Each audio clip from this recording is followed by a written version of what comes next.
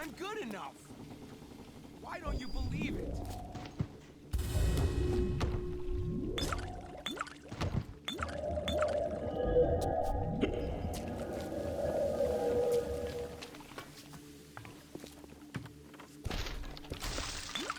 I do what I'm told. I just do what I'm told. I always just do what I'm told.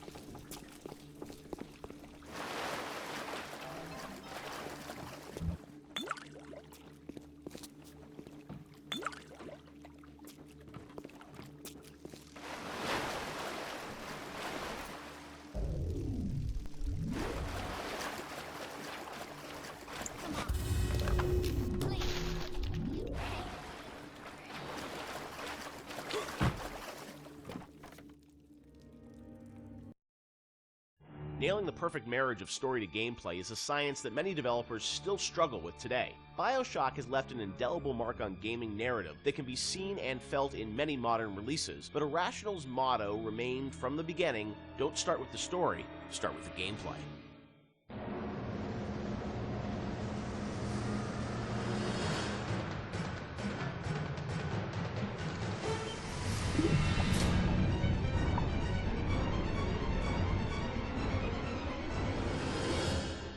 A lot of fans probably wonder about the process you go through in writing the story and the design for a game like BioShock. You've talked about how it evolves over time and what eventually ships is very different than your initial vision. Do you guys write like a script or a design document for the game and that becomes sort of the Bible that everyone drives towards, or do you iterate much more? It's different for every game. Like System Shock 2, I went back to it recently. I wrote a design document, and we started that project in September, and the design document I saw was dated like October or something. So in a month, I wrote the design document, and it didn't change.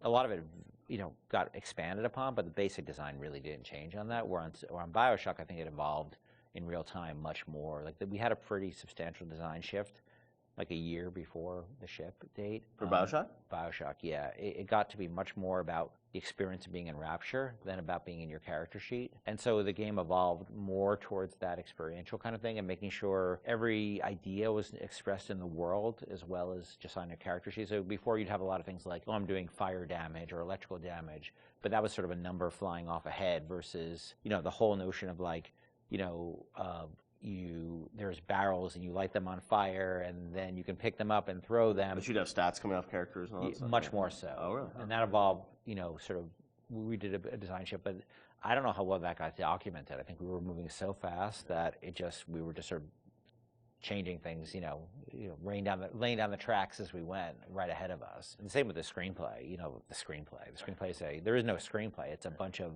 you know, probably Excel files and fragments of Word documents that I'd write and I'd go to recording sessions and I'd rewrite on the fly once I hear the actor perform, because once the actor takes on it, you listen to their voice and you say, you know, what you wrote doesn't really matter. Like, what is the right thing for this actor playing this role to be saying?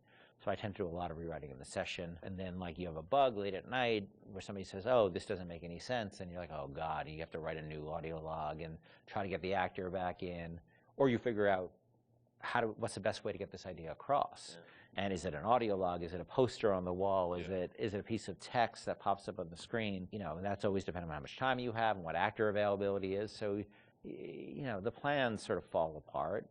I think we've worked on that a bunch since on the new project we're working on, where, you know, we are trying to document things a lot better and keep things a lot more logical, but the train was running so fast on BioShock that we just sort of... I mean, early on we got the Andrew Ryan scene in, like we'd said before, and that was kind of like the keystone. Like, we're going to put a lot of work into this, so this can't change. Everything that happens before or after that don't really involve a lot of departments working together to make a scene, those things are very malleable, and if you need to change audio logs to represent a story, if you need to add lines or take away lines, that's very doable. And I think for a while we even had like text-to-speech. We even did that, I remember for Infinite with Booker and Elizabeth and all their dialogue, and that really didn't work very well, because you'd have these dramatic scenes, and it'd be like, Elizabeth, we need to go to Comstock, and it just... Yeah. It almost had no value as far as I was concerned.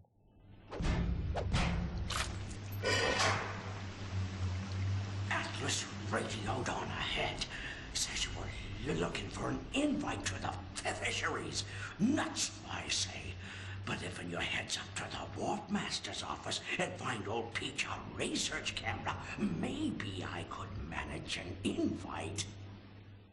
Ken has so much of, you know, these games in his head, and you're sort of, you know, you can keep it all straight, or try to, with all the different things and changes. But from the team perspective, Sean, I mean, because this is evolving and Ken's thinking in his head about how this all ties together, how does the team sort of keep up with, you know, what the whole game is going to look like? There's a lot of specifics that can change. For instance, Atlas used to have a southern drawl. Right. And then, you know, we recast to the Irish. And we actually cast an actor, wrote the lines, did the whole thing, and realized that people hated that character and distrusted him from the first start. So we had to rewrite him, recast him, redo everything. Yeah. From a team perspective, you kind of get a sense on which things are going to be really volatile and that you probably want to push off till later, because if you work on it now, it might change. Larger themes don't tend to change too much, meaning we knew we were in Rapture, we knew we had Big Daddies, we knew we had Little Sisters, we knew we had Splicers, we knew what the arc of the story was about Jack coming into Rapture, and the specifics of this radio log versus that radio log didn't really affect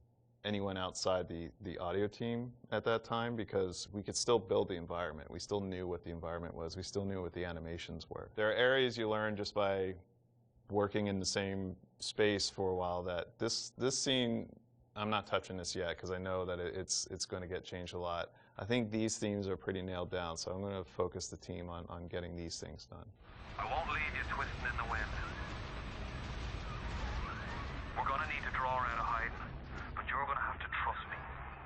The audio logs were, you know, a great part of the game, and something that if you're a true fan, I mean, people really go in and listen to those and piece that all together. But I imagine there's a lot of work that goes into deciding, you know, well, this is better for an audio log versus game dialogue, and, you know, there's the act of sort of cutting back and sort of saying, you know, we need to be clear about what the narrative is for the game. What was that process like? I mean, the audio logs, were there things you added at the end, or were those, you know, ideas that you had for the game, but then said, hey, maybe we'd demote these a little bit and make them audio logs?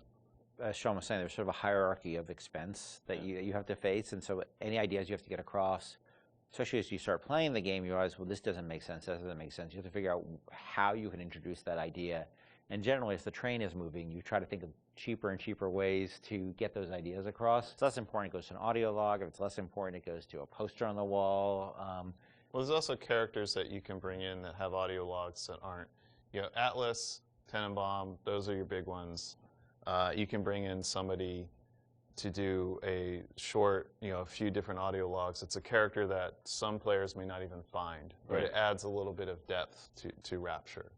And it also, like, usually characters, each character generally is about a certain idea, and we don't just sort of come up with characters like we have an idea problem that we need to solve, and so let's introduce a character who's this guy, and he will be the guy who sort of shepherds you through that idea.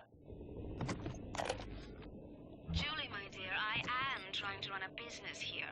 You want to spend time with my honeybees? Well, I'm gonna have to start charging you for the pleasure. If I come out one more time and find you lolling out there amongst my hives, I'm grabbing my shotgun. As to your question, yes, my days in beekeeping school are a blur. But I do seem to remember something about that enzyme you keep blabbing on about.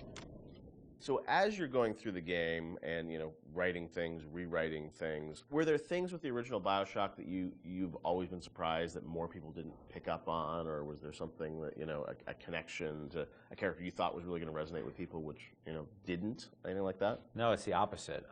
I was amazed, I don't know how you felt, but I was amazed how many people connected to the Would You Kindly stuff. Because I think it was when I wrote that speech, I don't think anybody on the team was like, oh my God, this is like really this or that. And I don't think I really had any sense that people were going to connect to it. I think we ended up sort of over time finding more ways to support the notion throughout the game. Yep. And I don't think I really, until I heard Pat put together the revelation moment, where it's like, where you had all the bits that Atlas had said to you in the past building up, and then there was a visual that went along with that. That's when I realized it was going to be a really powerful moment. But even so, I still did I think people were really going to connect to it or really even understand it? Because it's pretty out there. And that it was meta commentary, too. I think that completely, I thought, oh, it's kind of meta, cool. But people connected to it in a much bigger way. Yeah, the choice and everything, and also just, being able to kind of roll back and think of all those other moments throughout the game. And so, a great revelation like that, they're few and far between in games where you sort of then you want to play it again, you're just like, oh wow, really, that does all make sense, right? Yeah, I think as a team, we were definitely proud of what we had done. But up till that point, SWAT 4 was the biggest game that we worked on, and we had no expectation of that anybody would pick this up. Or even like BioShock cosplay. I remember the first cosplay I saw with the guy in the Big Daddy suit, and his little daughter was in the kitchen cabinet. I think that was the first one I saw. I was like, what? Whoa, people know this stuff? That's insane. Yeah, people were building these outfits, and that only expanded with Infinite. I mean, that sort of went crazy with Infinite, with people cosplaying Elizabeth and Luteces and Booker. It meant a lot to people, and I don't think that's something we ever saw coming, and we're deeply grateful for it, because it's one thing to make a game and get good reviews and stuff like that. It's another thing to have things that people are having their weddings themed around it, and their tattoos and naming their children after characters. You can't plan for that, and I think the only way that could happen is if you just make something that you're deeply in love with and passionate about. I can say we were. It was something there's a lot of passion on the team about, but we didn't know people were going to take away what they did. Would you kindly? Would you kindly? Powerful phrase. Familiar phrase. Would you kindly? Would you kindly get this? Would you kindly find that? Would you kindly find that? Would you kindly find? Would you kindly get this? Would you kindly head to Ryan's office and kill the son of a bitch? Part of the challenge with that, though, is when people love fiction so much and they dive into every word written in every audio log and try and connect all the fiction, make sure it all makes sense. Are there any things from that game that you sort of look back and it's like, oh wow, we didn't explain this and we should have, or things that fans have misinterpreted over the years? There are things we think that we did that should have or shouldn't have been in the game. I was never a fan of having two endings, and I think that's what the publisher was asking you to sort of have a. That was the one thing that 2K, and they were very hands off. That was the one thing they insisted on, and it's not something I really thought was a good idea because they're still limited, even though they're multiple, they're still limited. And so that was something that we ended up doing. One of the endings was far better than the other one. I mean, it's clear that I was much more interested in the happier ending with the little sisters than I was with the nuclear submarine ending. I'm sure part of it was the idea that, if this game is, if you're making a choice throughout it, I'm sure when some old people are like, oh, well, then it has to be a payoff, right? Right, except the game was really about That lack there of was no choice. choice. Yeah, Yeah, about right, not yeah, being yeah. a choice. So Yeah. that always struck me as a tension that was weird, but, look, at the end of the day, they were putting up a lot of money and, so I can't really complain. They weren't dictatorial at all during the development. So that was the one thing, but that's a game that I wouldn't have put the boss battle in, the final boss battle. Like we seem to end up doing that over and over and over again. Every time we start a project, I'm like, I'm never going to do that again. We're never going to do that again, and we end up doing it. Right. We're not good at boss battles, and that you're fighting that guy, and look, this is the naked dude. It just doesn't work. Totally makes sense. But and it works really pretty well up till then, but then it doesn't. It just doesn't work. That boss battle's silly.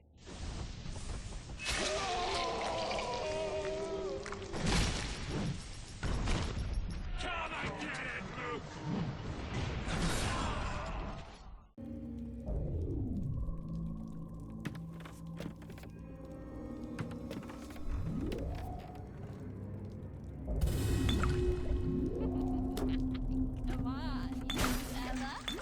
Shoot. Use your eyes.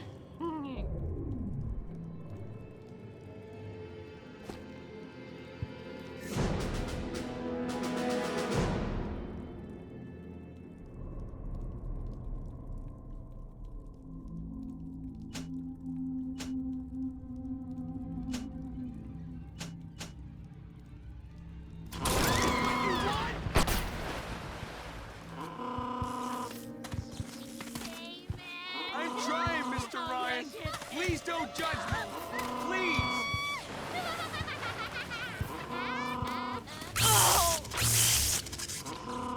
They make me hit everything I see. They make me hit everything I see. They make me hit everything I...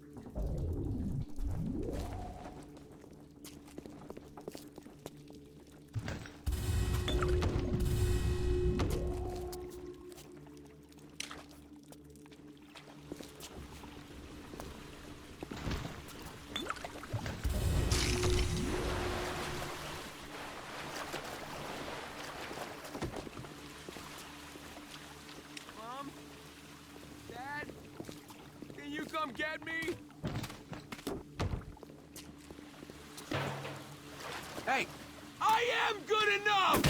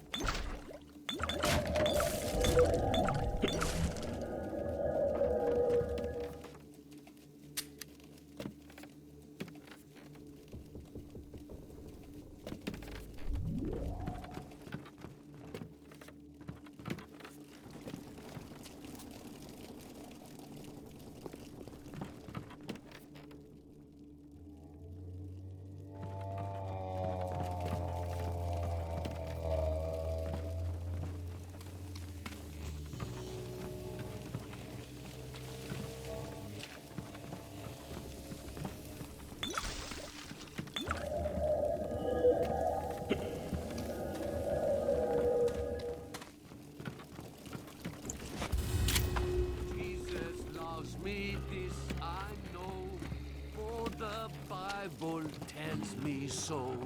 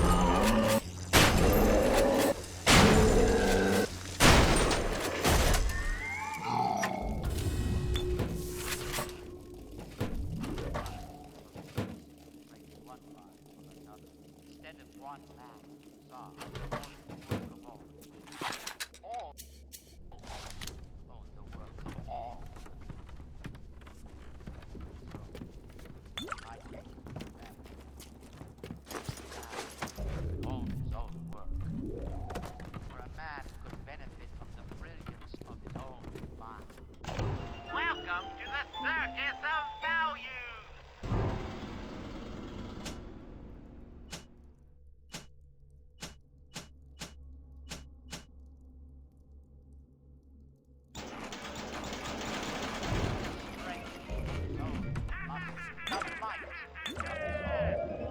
Feel your cravings in the Circus of Value!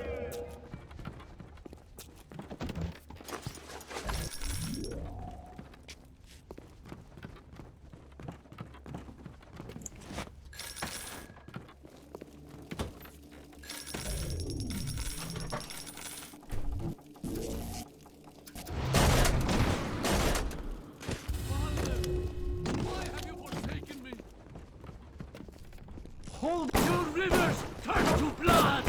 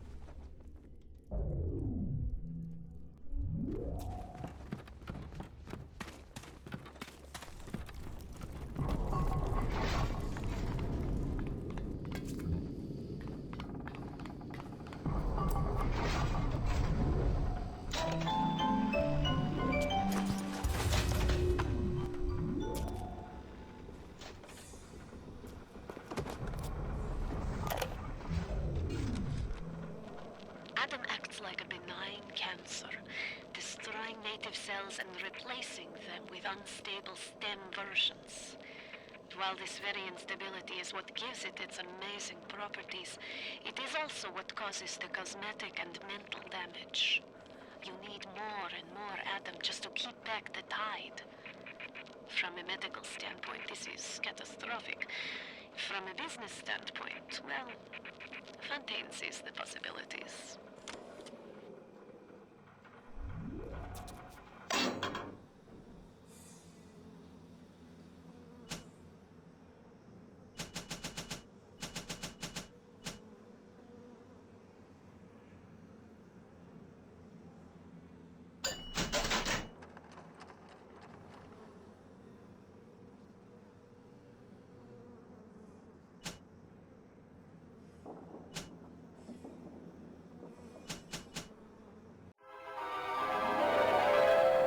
Unleash insects against groups of enemies. Attack lots of enemies at the same time.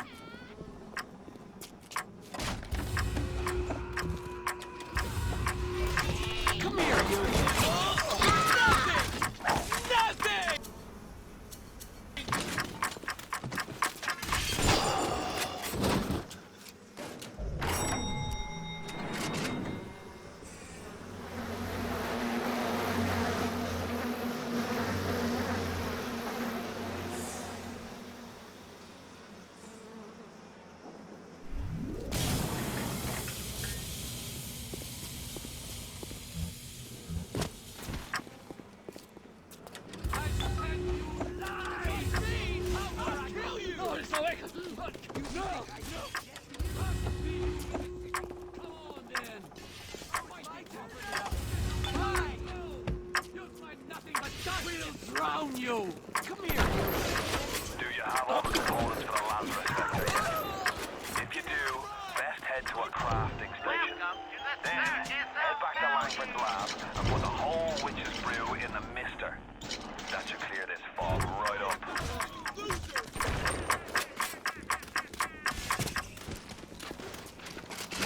I knew you didn't have it!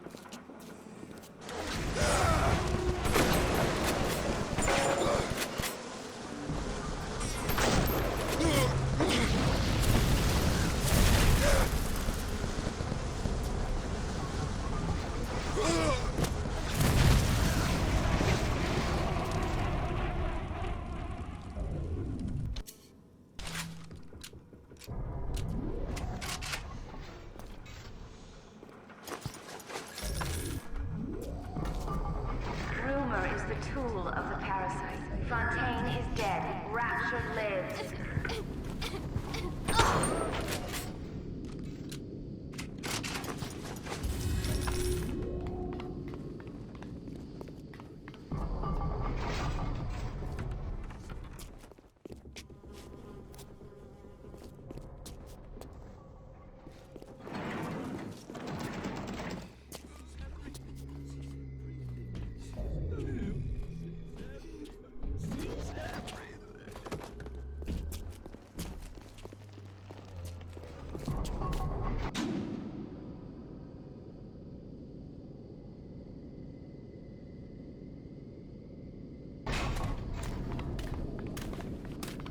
Mom?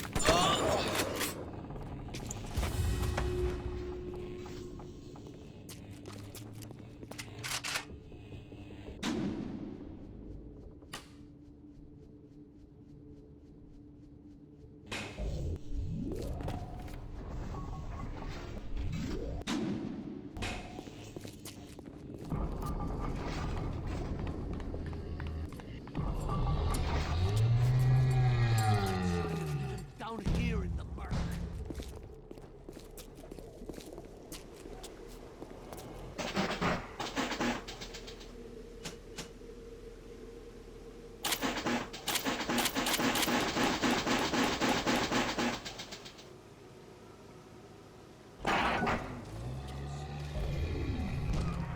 From the sounds of that you invent, I'm guessing you're the proud papa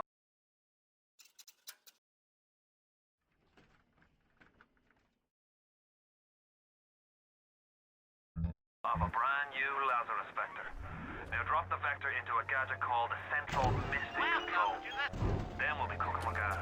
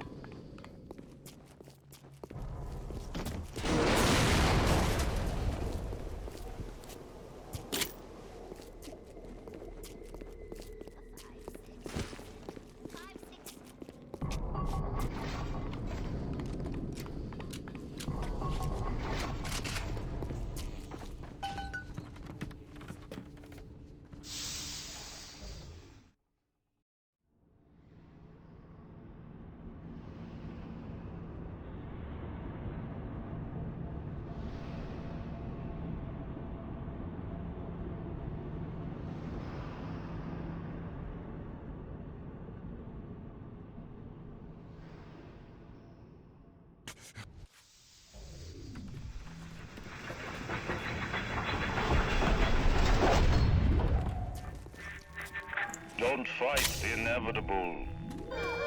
Run out of oxygen.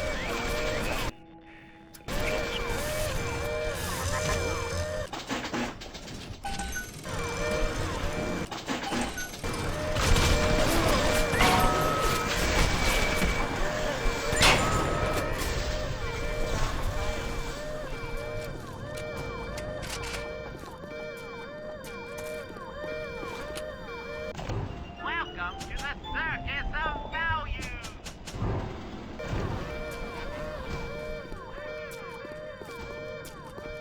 Toxic! Suck it!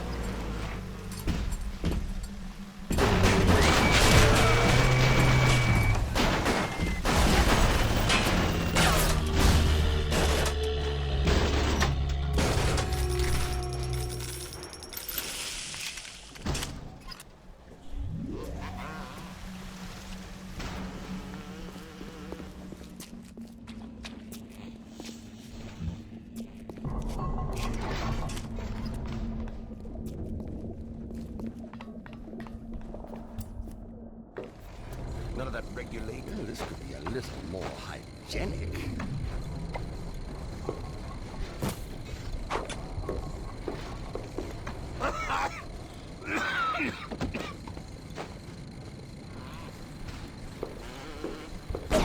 Who's that?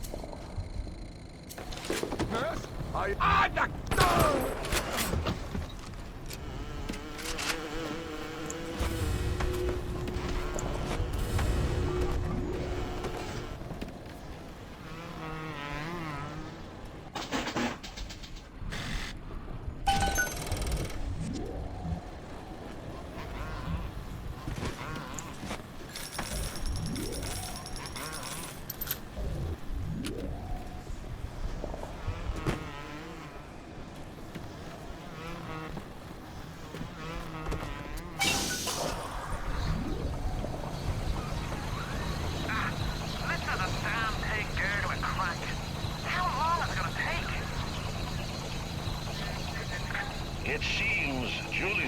didn't provide a clear enough lesson to you. Perhaps this will suffice. Ryan's got your number. No doubt he'll be sending company. Best to head back to the lab entrance and seal her up. Might be the only way to keep the splicers out.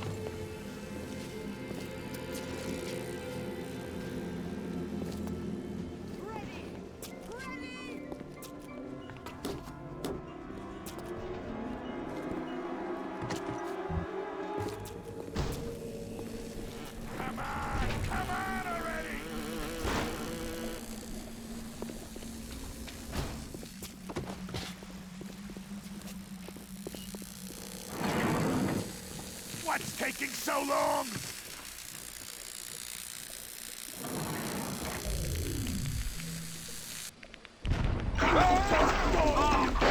Here they come!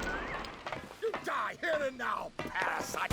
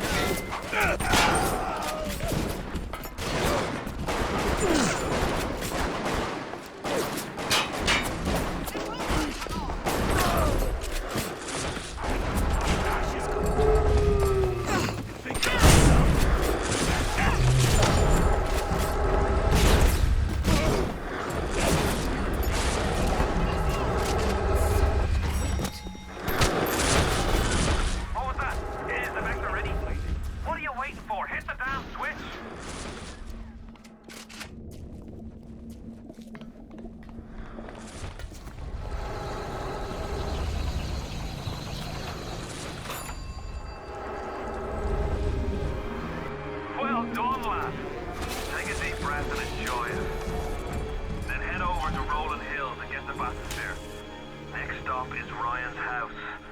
It's time for blood.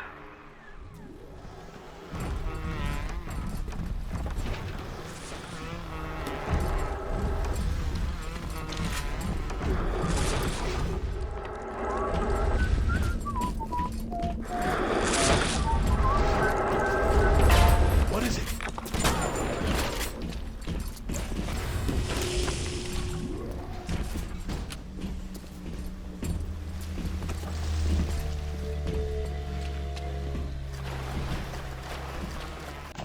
Welcome to the Circus of Value!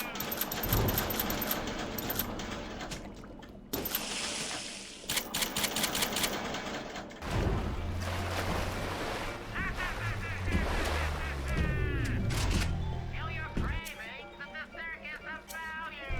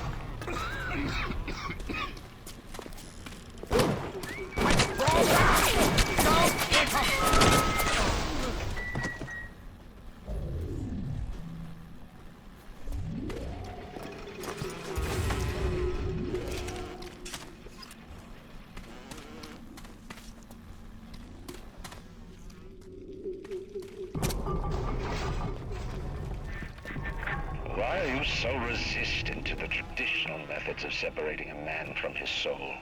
You're not CIA, are you? You belong to Atlas, the one roach I can't seem to exterminate. Don't worry. I just need time to find the proper poison.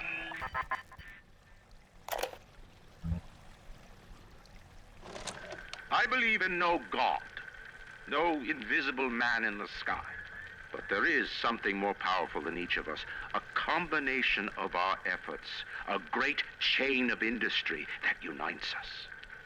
But it is only when we struggle in our own interest that the chain pulls society in the right direction. The chain is too powerful and too mysterious for any government to guide. Any man who tells you different either has his hand in your pocket or a pistol to your neck.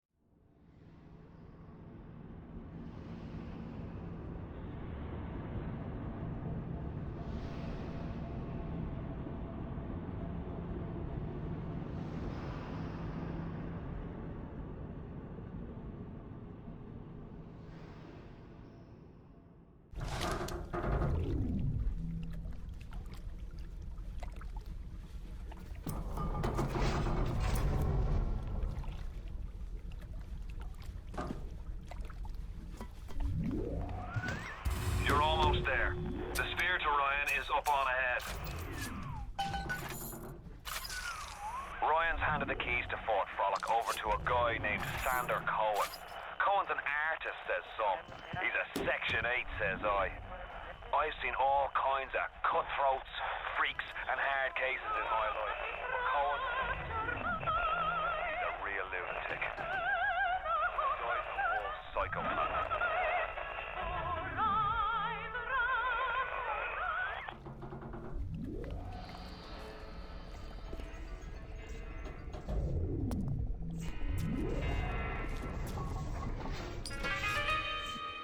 Well, I hope you have somebody to carry on your family.